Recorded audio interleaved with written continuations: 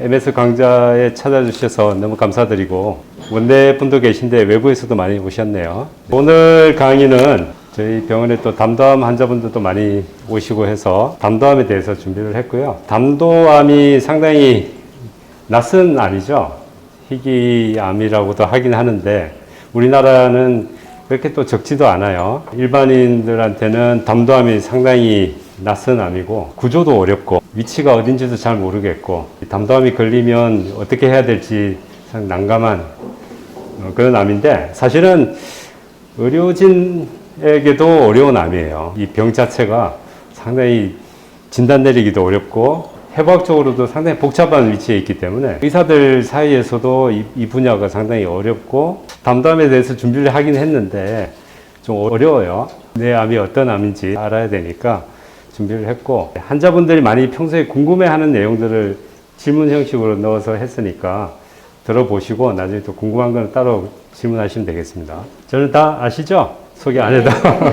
MS병원 원장으로 있고요. 신촌 세브란스에서 저는 트레이닝 받았고 신촌 세브란스에서 간담체외과 교수로 있다가 분당 차병원에서 10년 가까이 간담체외과 의사를 했고요. 지금은 MS병원을 운영을 하고 있습니다. 우리나라는 특히 간, 담도, 쓸개, 한의학적인 언어가 많죠. 토끼와 거북이 이야기 잘 알잖아요. 그죠? 벼룩의 간을 빼먹어라. 우리와 아주 밀접하게 관련되어 있으면서도 잘 모르는 그런 분야가 되겠습니다. 이런 상황이 되면 우리가 뭐라고 그래요? 새끼 곰을 잡았다고 하고 있는데 뒤에서 큰 어미곰이 다가오고 있고 간 떨어질 뻔했다 또는 간담이 서늘하다 뭐 이런 말들을 쓰죠. 쓸개, 기 이런 것들이 우리 몸의 담즙의 흐름하고 다 관련이 돼 있다라는 게 한의학의 설명이고요. 그런 걸로 인해서 많은 속담들이 생겨났습니다. 뭐 간 빼먹고 등치다, 간에 붙었다, 쓸개 붙었다 한다. 이 동물들의 특징이 뭘 것 같습니까? 사람들이 쓸개를 빼먹는 그 동물들입니다. 웅담, 쓸개 이런 것들로 약으로도 만들고 횟집에 가면 이런 그 물고기 쓸개를 이렇게 담아서 줍니다. 좋은 거라고. PTBD, PTGBD 요게 곰 쓸개에다가 관을 꽂아서 1리터 이상이 나오거든요. 그걸 계속 빼는 거예요. 그걸 빼서 이제 약으로 만들고 하는 거거든요. 이게 다 담석이에요. 감염이 많은 부위예요, 이 부위가. 그 소장하고 연결되어 있고 먹은 기생충이라든지 균들이 담도를 타고 올라가서 감염이 많이 되는 부위이기 때문에 웬만하면 쓸개, 웅담 이런 건 드시지 마십시오. 별로 좋은 게 아닙니다. 보통 담도암이 황달로 많이 진단이 되죠. 황달의 가장 흔한 원인은 담석입니다. 담낭에서 담석이 생겨서 나가다가 출구에서 걸리면 담낭염이 되고 크기가 애매하게 작아서 빠져나가면 총담도로 내려가서 여기서 걸립니다. 그래서 담도를 막아서 황달이 오게 됩니다. 그래서 황달의 가장 흔한 원인은 사실은 돌입니다. 검사를 하다 보면 우연찮게 담도에 뭐가 혹이 생겨서 발견되는 게 이제 담도암이 되겠죠. 담도암이라고 하면 담도에서 생긴 걸 담도암이라고 그러죠. 근데 담도라는 거는 간에서 담즙을 만들어내겠죠. 작은 가지로 되어 있는 담도의 모입니다. 모이고 모여서 큰 총담관이 되고 총담관에서 쓸개, 담낭이 저장이 됐다가 밥을 먹으면 얘가 확 쥐어 짜서 담즙을 내보내서 소화를 돕게 되는 구조로 되어 있고 간내 담도암하고 간외 담도암으로 크게 나눠집니다. 간내 담도암하고 첫 번째 분지 밑으로는 간외 담도암에 해당이 되는데 간외 담도암은 다시 간 입구에 있는 쓸개관이라고 하거든요. 쓸개관부터 여기까지 해당되는 것을 간문부 담도암, 그다음에 이 아래쪽을 원위부 담도암 이렇게 분류를 합니다. 담도암이 왜 치료법이 발달을 못했느냐? 보통 이제 항암제는 대부분 다 유럽이나 미국의 큰 다국적 제약회사에서 약을 만들어내죠. 담도암이 다 이 아시아권에 주로 있습니다. 중국, 우리나라, 일본, 태국 이쪽에 빈발하는 암으로 되어 있고요. 나머지 유럽이나 미국에는 별로 드뭅니다. 췌장암은 그래도 약이 많이 개발이 되어 있습니다. 근데 담도암은 약이 별로 없고 최근에 들어서 이제 약이 많이 나오고 있는 실정입니다. 담도암은 크게 아까 말씀드렸다시피 간내 담도암, 간외 담도암 이렇게 크게 나눠지는데 담낭은 또 따로 있고 생기는 원인이 간내 담도암은 주로 이제 간염과 관련되어 있는 경우가 많고요. 간외 담도암은 담도염과 관련되어 있는 뭐 만성염증이 주로 일으키는 원인으로 되어 있는데 그런 것들이 전혀 없으면서 생기는 분들도 많이 있습니다. 그래서 아직 원인을 잘 모르고 있는 암이고, 일으키는 유전자들은 이렇게 알려져 있는 것들 많이 있는데 이것도 뭐 100%는 아닙니다. 그러니까 여러 가지 원인들이 복합적으로 작용하기 때문에 어떤 한 가지 원인으로 지목하기가 좀 어려운 실정입니다. 담도암의 항암 치료. 저희가 알고 있는 담도암 치료가 몇 가지가 없죠, 그죠? 진행성 담도암에서는 인정되어 있는 약들이 듀발루맵 하면 임핀지죠. 젬시임, 키트루다, 젬시키. 진행성 담도암에서의 주 치료로 되어 있고, 그러면 뭐 젬시임이라든지 젬시키가 더 좋은 약이 아니냐 이럴 수 있는데, 젬시아를 지금도 아직 쓰고 있는 이유는 독성이 좀 더 세요, 얘들보다. 그래서 단기적으로 암을 확 줄여서 수술까지 가야겠다 하는 분들은 젬시아를 지금도 많이 쓰고 있습니다. 근데 이제 독성이 좀 있다 보니까 이제 진행성 담도암 분들, 길게 가셔야 되는 분들은 젬시아보다는 이런 젬시임이라든지 젬시키 이쪽으로 좀 많이 가고 있습니다. 담도암이 종류가 많은데 항암 치료는 다 똑같죠. 간내 담도암이든 간외 담도암이든 지금 치료법이 다 똑같습니다. 위치에 따라서도 간내 담도암 쪽은 FGFR2라든지 브라프 뮤테이션 이런 것들이 주로 많이 관여하는 걸로 되어 있고, 간외 담도암 같은 경우는 헐트 오브 익스프레션이라든지 MSI 뮤테이션 이런 것들이 많이 지목이 되고 있습니다. 담도의 트리를 보면 뿌리부터 해서 이렇게 올라갈수록 처음 시작하는 세포들은 조금 다르게 되어 있습니다. 간 세포부터 해서 캐널 오브 허링이라는 이런 변화되는 세포들이 있어요. 여기서 기원을 하게 되면 주로 이제 간내 담도암이 해당이 되고요. 여기서 이제 굵어지는 담도, 이쪽에서 트리에서 생기는 담도들이 주로 간외 담도암이 됩니다. 간내 담도암도 작은 이제 기원 세포에서 발생하는 경우들도 있지만 중간 부위에서 발생하는 암들도 있습니다. 그렇기 때문에 세포 자체의 기원이 다르겠죠. 암이 조금씩 차이가 나고, 그리고 간 내인지 간 외에 따라서 항암제의 반응도 조금씩 다르게 나타납니다. 세포를 구성하고 있는 거가 간 내인지 간 외인지에 따라서 세포 구성도 조금씩 다르다, 차이가 난다. 이렇게 이제 간내 담도암 같은 경우에는 간 세포암과 담도 세포암이 섞여 있는 경우들도 있어서 간내 담도암이 사실은 치료하기가 좀 더 난이한 경우들이 좀 더 있습니다. 첫 번째로 이제 간내 담도암을 보면 두 번째 브랜치보다 더 안쪽에서 생기는 걸 간내 담도암이라고 그러고요. 간내 담도암도 형태가 상당히 많은 종류로 되어 있습니다. 형태가 다른 이유는 제일 끝부분에서 생기는 형태들을 스몰 덕트 타입, 작은 덕트에서 생기는 암이라고 그러고, 주로 이런 혹을 형성하는 경우들이 많이 있습니다. 또 브랜치 또 밑으로 내려갈수록 라지 덕트 타입, 그 담도를 따라서 이렇게 침륜하는 형식이 많이 생기게 됩니다. 그리고 이제 담도 내에서 생기는 암도 있어요. 그래서 종류가 상당히 다양하게 있다. 간내 담도암도 수술이 되면 빨리 수술해야 되는 거 아니냐, 선항암하고 수술해야 되는 거 아니냐, 이제 그런 것들이 궁금해서 물으러 많이 오십니다. 간내 담도암 예후는 물론 전통적인 데이터입니다. 수술하는 것이 항암 치료, 아무것도 안 하는 치료보다 월등히 좋아서 수술하는 것이 맞습니다.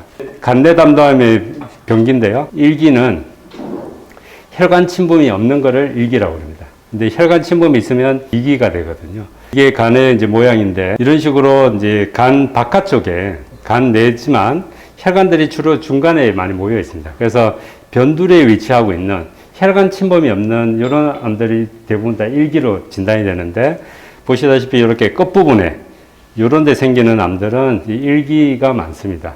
이런 경우에는 선항암 하는 것보다는 수술을 먼저 하는 것이 좋습니다. 1기인 경우에는 예후가 2기, 3기보다 월등히 좋습니다. 이 정도 예후를 보인다고 그러면 1기에 해당되는 분들은 수술 먼저 하는 게 낫다라는 거예요. 암이 이렇게 크게 있어요. 크게 있으면서 이 혈관하고 가까이 침륜하는 형태, 모양도 별로 안 좋고, 이 암도 보면 좀 바깥에 있긴 하지만 큰 혈관하고 가까이 붙어 있죠. 사실 외과의사 입장에서 보면 이런 수술은 간단합니다. 이렇게 절제하면 완전히 다 절제가 되고요.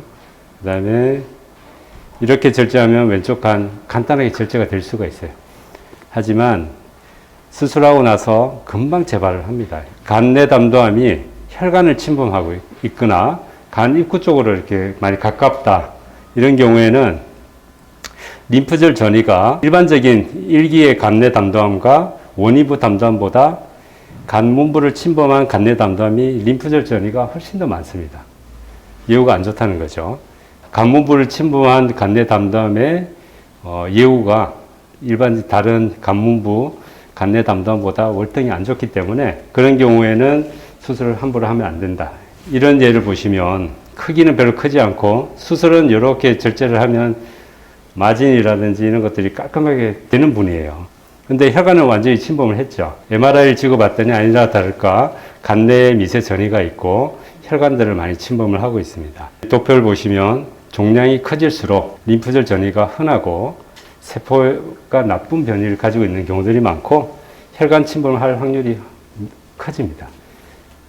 그래서 이분은 이제 수술 바로 하지 않고 이제 잼시아로 항암 치료하기로 결정을 했고 2사이클 후에 이렇게 줄어들고 4사이클 후에 절반 이상을 줄어들었습니다. 우측 간엽을 절제를 했고 담도도 같이 절제를 했고요. 담도를 절제했기 때문에 여기 장을 잘라서 끌고 와서 이렇게 연결해주는 큰 수술을 했어요. 이렇게 우엽을 절제를 하게 되면 상당히 간이 빨리 커져야겠죠. 그러니까 성장 호르몬들을 막 분비를 하니까 암이 남아있는 경우는 금방 재발해요. 4개월, 6개월 만에 재발하는 경우들이 많죠. 이분은 이제 항암 치료했고 반응이 꽤 좋았고 한 절반 정도로 줄어들었고 이렇게 큰 수술을 했음에도 불구하고 예후가 5년 이상 이분은 5년 생존한 걸 제가 확인을 했었거든요. 이런 식으로 해서 예후가 안 좋을 분들은 선항암을 먼저 하고 그 다음에 1기 정도로 좀 예후가 괜찮은 분들은 수술을 먼저 하고 그렇게 이제 선별적으로 결정을 해야 된다. 선항암을 하느냐 보조항암을 하느냐 대규모 데이터를 보면 선항암을 하는 게 수술하는 것보다 예후가 더 낮고 후항암은 크게 도움이 안 되는 걸로 나옵니다. 후항암으로 할 수 있는 약이 지금 별로 없는 데다가 수술 후에 간조남들이 간이 재생하는 동안에 또 재발을 금방 하기 때문에 예후가 상당히 안 좋은 경우들이 많습니다. 다음은 이제 간의 담담 중에서 넘어가서 간문부 담담을 보면 간문부는 이게 갈라지는 입구에 딱 생기는 암입니다. 이 갈라지는 입구부터 해서 총담관을 막기 때문에 주로 황달을 가지고 이제 진단이 되게 되죠. 수술할 수 있는 경우에는 간내 담담이 예후가 더 좋습니다. 하지만 전체 환자를 보면 간내 담담이 훨씬 안 좋습니다. 대부분 다 더 진행된 상태에서 발견됩니다. 간내 담담은 그나마 황달이 오기 때문에 그나마 좀 더 빨리 발견되는 경우 퍼센테이지가 더 많은 거죠.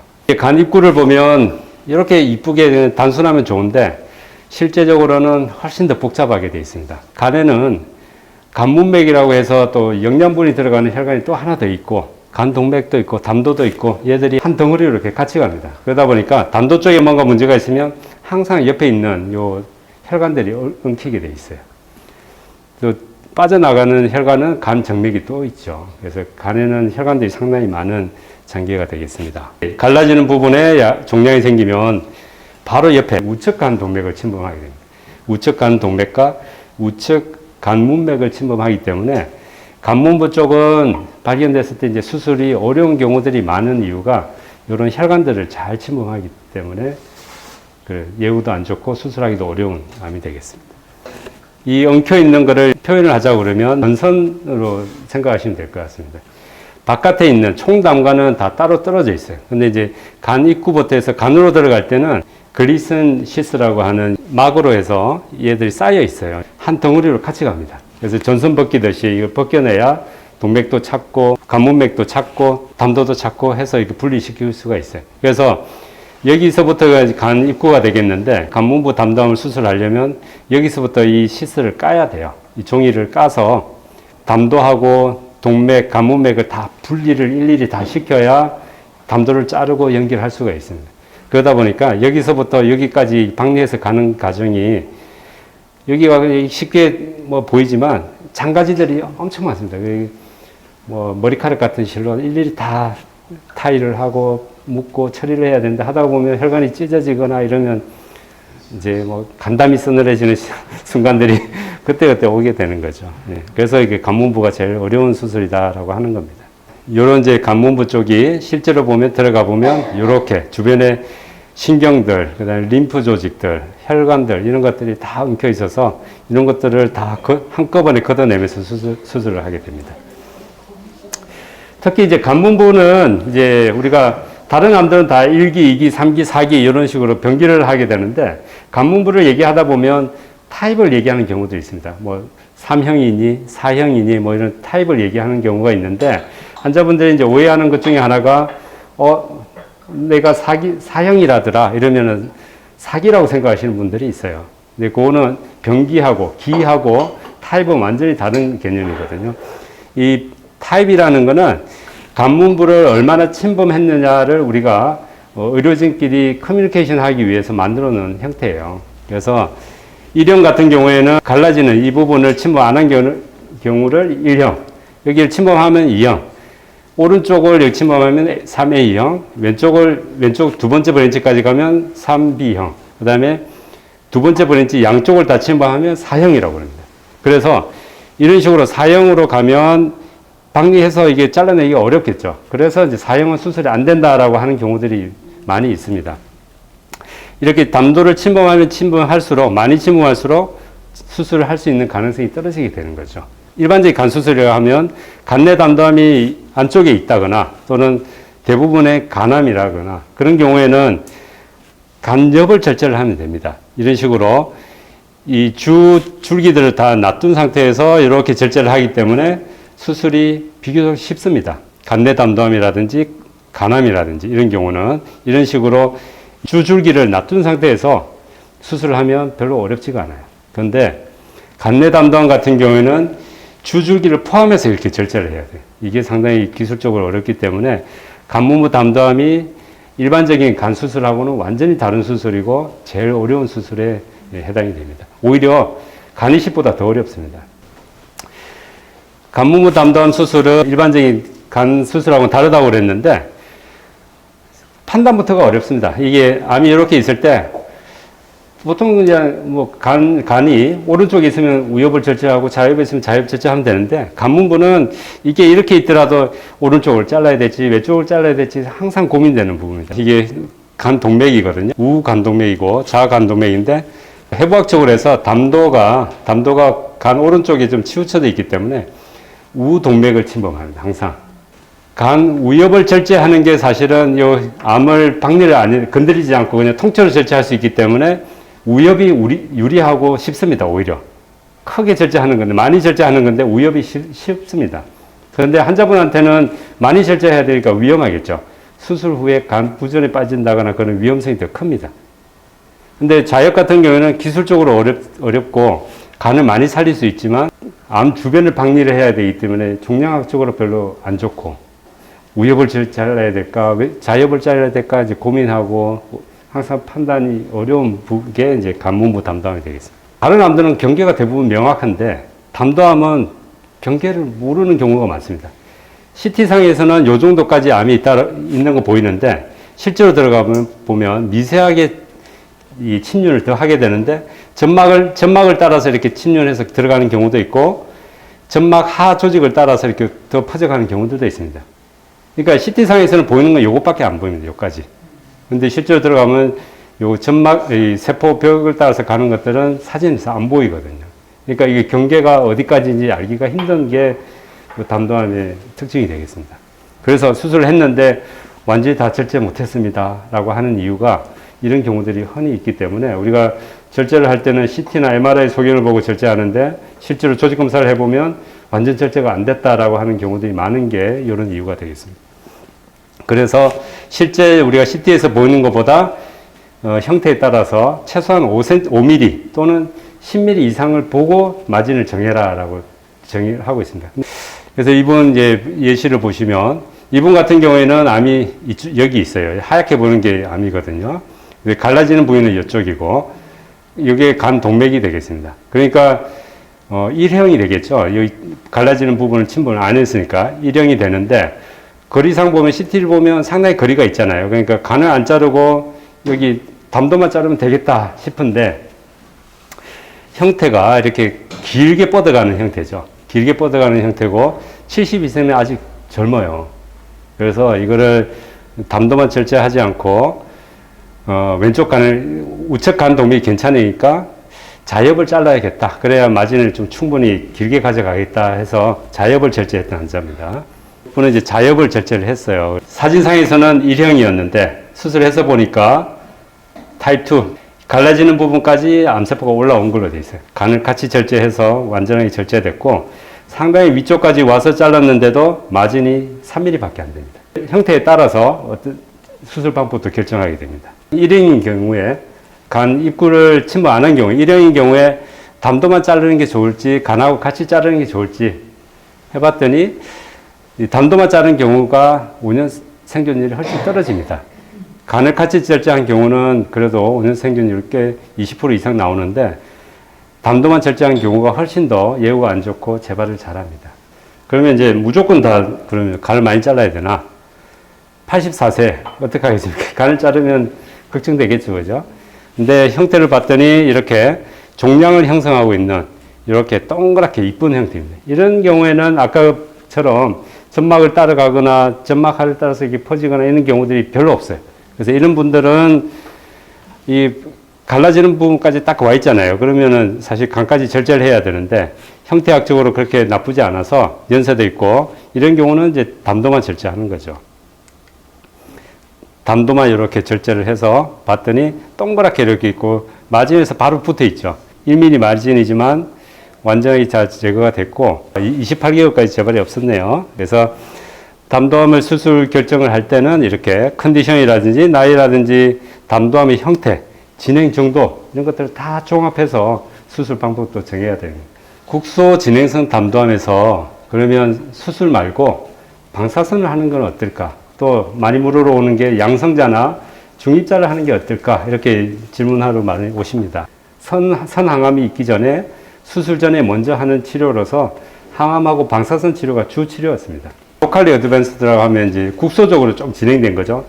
국소적으로 좀 진행이 돼 있어서 수술 바로 못하는 분들. 항암 치료나 뭐 방사선 치료에서 줄여야 되잖아요. 그 줄이는 이 툴이 이전에는 항암 방사선이었다는 거죠.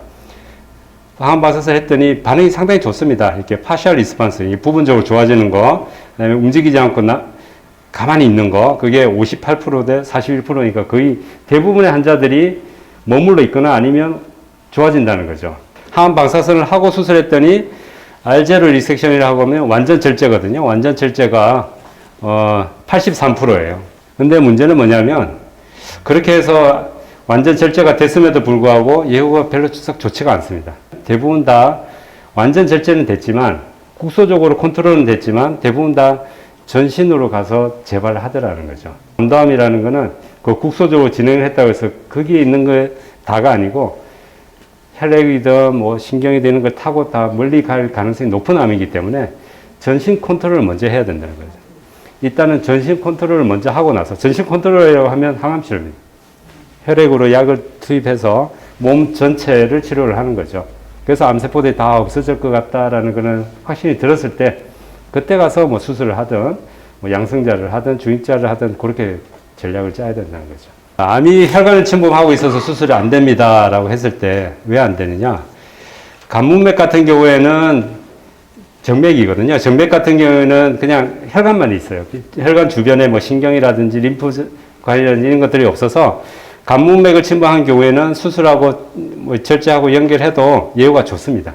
근데 동맥 같은 경우에는 나무 껍질처럼 나무 껍질 안에 이제 신경하고 림프관하고 이런 것들이 다 들어가 있어요. 그래서 동맥을 침범하면 절제하고 연결을 하더라도 예후가 안 좋습니다.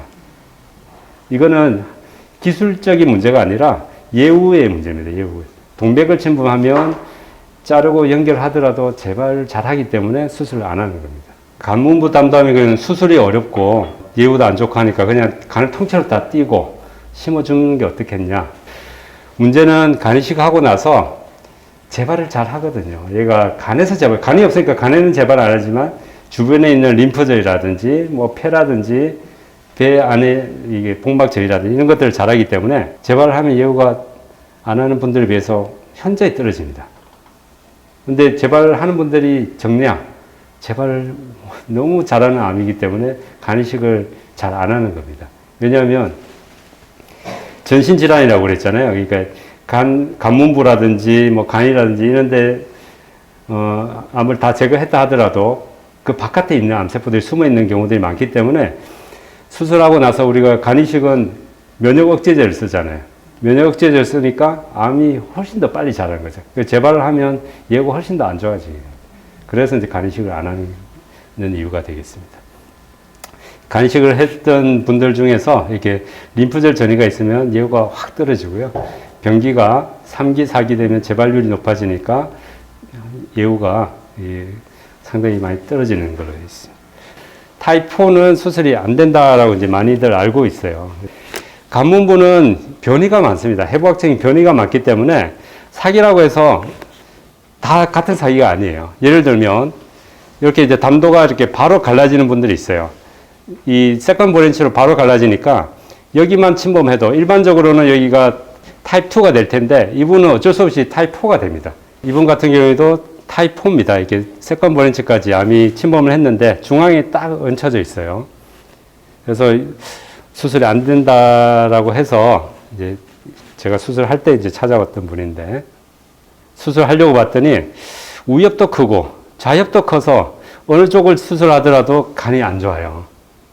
이쪽 우엽을 절제하더라도 간이 크게 나오고 좌엽이 또 상당히 많이 커져 있어요. 그래서 이 한쪽만 절제하면 좋을 것 같은데 어느 쪽을 절제하려고 해도 위험해요. 그래서 중간을 딱 절제하면 되겠다 싶어서 이렇게 보시면 좌엽을 살리고 우엽을 살리고 중간에 있는 혈관들 다 살려서 중간만 딱 절제해서 제거되는 양쪽으로 이제 연결을 해야겠죠. 담도가 양쪽으로 잘려 있으니까 소장을 끌고 와서 이렇게 양쪽 담도를 연결하게 됩니다.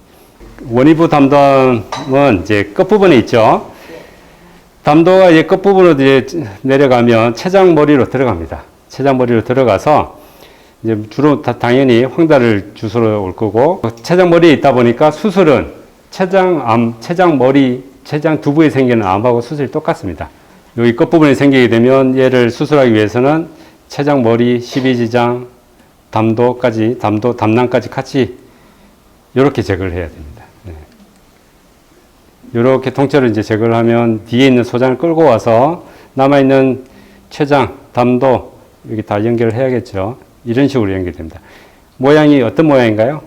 Y 모양이죠. Y. 루앙 Y 그 문합이라고 합니다. 이렇게 Y자 모양으로 연결해서 밥은 이렇게 내려가고 소화전은 이렇게 내려가고 정상적인 기능을 하게 만들어 놓습니다. 수술 된다고 하면 다 바로 해야 되느냐? 수술 된다고 하는 거는 우리가 사진을 보고 말씀드리는 거잖아요. 그죠? 네. 근데 정확한 병기는 조직학적인 병기입니다. 잘라내고 그걸 조직을 다 검사를 해야 그게 조직학적인 병기, 정확한 병기가 됩니다. 임상적 병기랑 병리학적 병기를 보면 상당히 다릅니다. 그죠? 임상적으로는 요 정도 했는데 열어보니까 요 정도. 원위부도 이렇게 했는데 열어보니까 이 정도. 무슨 말인가 하면 영상학적으로 진단 내린 것과 조직학적인 병기가 상당히 차이가 난다.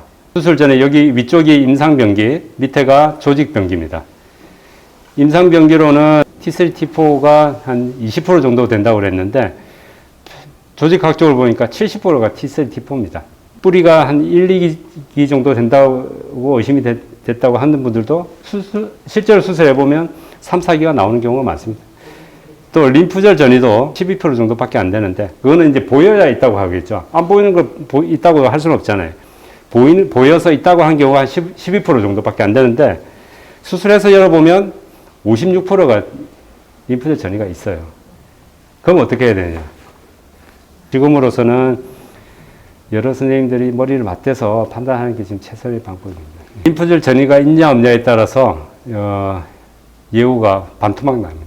신경 침범, 림프절 침범, 정맥 침범 이런 게 있으면 이런 미세 침범들이 있으면 예후가 확 떨어집니다. 그래서 이제 원위부 담담도 예후가 꽤 좋은 암에 속하지만 결국에는 1기, 2기 A 이 정도가 50% 이상의 생존율을 보입니다. 하지만 이제 2기 B 이하, 2기 B 이하라고 그러면 T2하고 림프절 전이가 있다. 이러면 2기 B가 됩니다. 원위부 담담도 수술할 수 있는 분들이 못하는 분들보다 예후가 상당히 훨씬 더 좋습니다.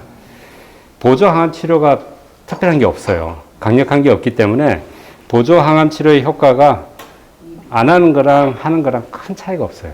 간문부, 원위부, 선항암하고 보조항암 치료 비교를 해보면 선항암 하시는 분들이 수술 먼저 하고 보조항암 하는 분들보다 예후가 훨씬 좋게 나타납니다. 이제 수술 후에 방사선 치료는 도움이 될까? 모든 환자분들을 방사선 치료하는 것은 크게 도움이 안 되는 걸로 나옵니다. 현미경적으로 암세포가 남았거나 유관적으로 암세포가 남은 분들은 방사선 치료가 안 하는 것보다 도움이 되는 걸로 나옵니다. 국소 재발의 위험성이 높은 분들은 도움이 되겠다. 어떤 분들은 끝에서 끝까지 쭉 뻗어 있는 분들이 있습니다. 그런 분들은 특히 예후가 좀 안 좋고요. 이런 분들은 아주 얇게 있어도 항암 치료 하시는 게 좋습니다. 해보니까 대부분 다 재발을 잘 해요. 그래서 이런 분들은 반드시 항암 치료하고 줄어들면 수술은 또 이렇게 크게 가야 돼요. 간도 절제해야 되고 체두 12지장까지 같이 절제를 해야 됩니다. 그래서 상당히 이게 고약한 암이기 때문에 조심해서 접근해야 되는 암이 되겠습니다. 요약을 하자고 그러면 다학제가 중요하고 여러 선생님들의 의견이 같이 모아져서 같이 모여서 사진만 볼 게 아니라 그 사진 속에 있는 의미를 잘 파악을 해야 된다. 암의 모양이라든지 주변 구조물하고의 관계를 잘 해석을 잘 해야 된다. 보이는 만큼만 가지고 얘기를 하면 안 되고, 이런 경우에는 뭐 일기처럼 보이지만 숨어 있는 놈이 있겠다. 그게 전문가잖아요. 그죠? 정말 이기에 해당되는 분들은 수술하자. 하지만 뭐가 숨어 있겠다. 국소 진행인 것 같다. 이런 분들은 여기로 이제 생각을 하고 항암 치료를 먼저 해야겠죠. 그 중에서도 이게 국소 진행형인데 여기서도 또 분류를 잘 해야 돼요. 지금도 수술 가능하지만 숨어 있을 것 같다. 이런 분들은 우리가 절제 가능이라고 하는 거고, 지금은 수술 안 되지만 항암 치료에서 조금만 줄어들면 가능하겠다라는 게 이제 잠재적으로 절제 가능하다. 많이 좋아져도 수술이 안 될 가능성이 높겠다. 이런 경우는 이제 절제 불가능. 이렇게 하는데, 이런 분들도 항암 치료에서 하고 나서 확 좋아지면 수술을 갈 수도 있겠죠. 근데 이런 분들이 항암요법, 전이성은 이제 보존적인 항암 치료로 가야 되는 건데, 확 줄여서 수술까지 바라보고 하는 이제 항암요법이 되겠고, 합병증을 최소화하면서 길게 환자분들이 여기 항암 치료에 지치지 않고 합병증을 최소화하면서 길게 가는 항암 치료를 선택을 해야겠죠. 그래서 약도 항암 치료도 목표를 어디에 하느냐에 따라서 약이 달라지게 되는 거죠. 그래서 이런 부분들에 대해서 그냥 영상의학과에서 수술 안 됩니다 라고 해서 항암 치료를 그냥 하는 거랑, 줄어들면 수술 가능합니다라고 항암 치료를 하는 거랑 약이 완전히 달라지는 거죠. 약도 달라지고 목표가 달라지는 거기 때문에 그 초반에 진단 내리고 목표를 어떻게 설정하느냐가 중요하다는 겁니다.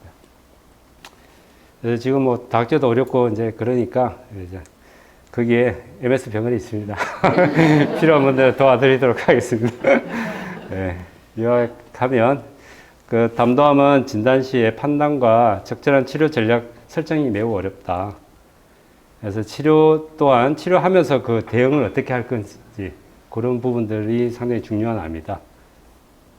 그래서 제가 여기에 서 있겠습니다. 항상 필요하시면 제가 할 수 있는 부분은 도움을 드리도록 하겠습니다.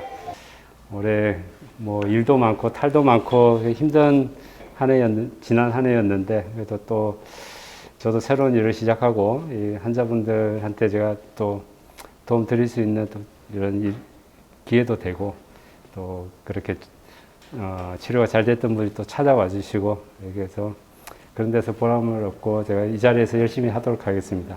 네, 경청해 주셔서 감사드립니다. 네.